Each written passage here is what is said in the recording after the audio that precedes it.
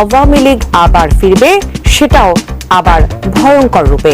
শেখ হাসিনা জানুয়ারি মাসে দেশে ফিরবেন। যে আওয়ামী লীগ ছাড়া নির্বাচন কি ক্রেডিবল হবে?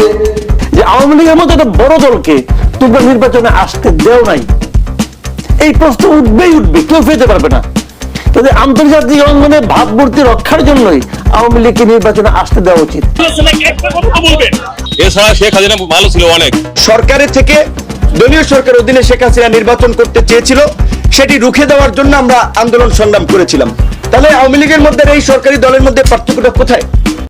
2024 সালের জুলাই মাসে ঘটে যাওয়া গণ অভ্যুত্থান দেশের রাজনৈতিক ইতিহাসে এক নতুন অধ্যায়ের সূচনা করেছিল। এক দশক ব্যাপী শাসন শেষে ক্ষমতা হারান শেখ হাসিনা। জনগণ আশা করেছিল এবার হয়তো দেশে ফিরে আসবে সত্যিকারের গণতন্ত্র, মত প্রকাশের স্বাধীনতা আর রাজনৈতিক শুদ্ধি। কিন্তু বাস্তবতা হলো উল্টো। নতুন নেতৃত্বের হাতেও ক্ষমতার লোভ আর আধিপত্য বিস্তার আগের মতোই প্রকট হয়ে উঠেছে। রাজপথে যাদের সংগ্রাম ছিল, যারা বলেছিল শেখ হাসিনার আমল ছিল স্বৈরাচার, তারাই আজ ক্ষমতার স্বাদ পেয়ে যেন পুরনো পথেই হাঁটছে। গণ আন্দোলনের মধ্য দিয়ে উঠে আসে নতুন রাজনৈতিক প্ল্যাটফর্ম জাতীয় নাগরিক পার্টি বা এনসিপি। দলটির মূল ভিত্তি ছিল ছাত্র ও তরুণ সমাজ। তবে দল গঠনের কয়েকদিন পরে সামনে আসে চাঞ্চল্যকর তথ্য। এনসিপির কিছু শীর্ষ নেতার বিরুদ্ধে উঠে আসে অর্থ আত্মসাতের অভিযোগ। দলীয় তহবিল ও বিভিন্ন খাত থেকে কোটি টাকা খরচের কোনো হিসাব নেই বলেই দাবি করেছে একাধিক অভ্যন্তরীণ সূত্র। এ নিয়ে দেশের রাজনৈতিক অঙ্গনে শুরু হয়েছে তীব্র সমালোচনা। বিরোধী দলগুলো বলছে এই দল আগেই ক্ষমতার অপব্যবহার শুরু করেছে, ভবিষ্যতে এদের হাতেও জাতির ভবিষ্যৎ সুরক্ষিত নয়। এরই মধ্যে রাজনৈতিক নাটকে যেন এক নতুন মোড়।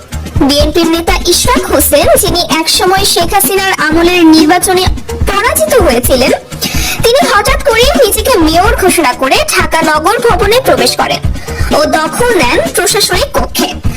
এমন পদক্ষেপে হতবাক রাজধানীবাসী, কারণ সে সময়ের নির্বাচনকে খোদ বিএনপি অবৈধ বলেই ঘোষণা করেছিল। তাহলে সেই নির্বাচন থেকে জন্ম নেওয়া পদে বসার অধিকার কি করে দাবি করছেন ইশরাক? এই প্রশ্ন তুলছে বিশ্লেষক মহল। আরেকদিকে রাজনীতির অন্দর মহলে চলছে চুপিসারে নাটকীয় আলাপ আলোচনা। বিশ্বস্ত সূত্র বলছে অন্তর্বর্তীকালীন সরকারের প্রধান উপদেষ্টা সম্প্রতি তারেক রহমানের সঙ্গে লন্ডনে গোপন বৈঠক করেছে। এই বৈঠক ঘিরে গুঞ্জন উঠেছে বিএনপি সরকার গঠনের পথে অগ্রসর হচ্ছে এবং ক্ষমতায় এলে দেশের পরবর্তী রাষ্ট্রপতি হিসেবে ডক্টর মোহাম্মদ ইউনূসকে বসানো হবে, এমন পরিকল্পনাও নাকি রয়েছে আলোচনায়। এই গুঞ্জন রাজনীতিতে নতুন উত্তেজনা ছড়িয়েছে। তিনি তো একটা দলের কথা মতো একটা সরকার প্রধানের সিদ্ধান্ত নিতে পারেন না। একদিকে ডক্টর ইউনূসের আন্তর্জাতিক সুনাম, অন্যদিকে তার বিরুদ্ধে দেশীয় কিছু মামলার বিষয়। এই দুই বিপরীত বাস্তবতা নিয়ে বিশ্লেষকরা দ্বিধায়। রাজনৈতিক অস্থিরতায় বিরক্ত হয়ে অনেক সাধারণ মানুষ এখন বলছেন শেখ হাসিনার সময় এত অনিশ্চয়তা ছিল না।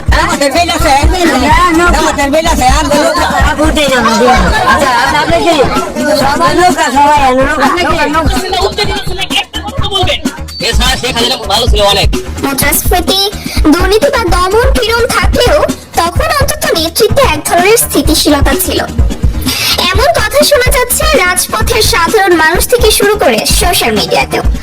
কিছু ছাত্র নেতা তো সরাসরি বলছেন, আমরা শেখ হাসিনাকে ফিরিয়ে আনবো, আওয়ামী লীগকে আবারও নির্বাচনে নিয়ে আসবো।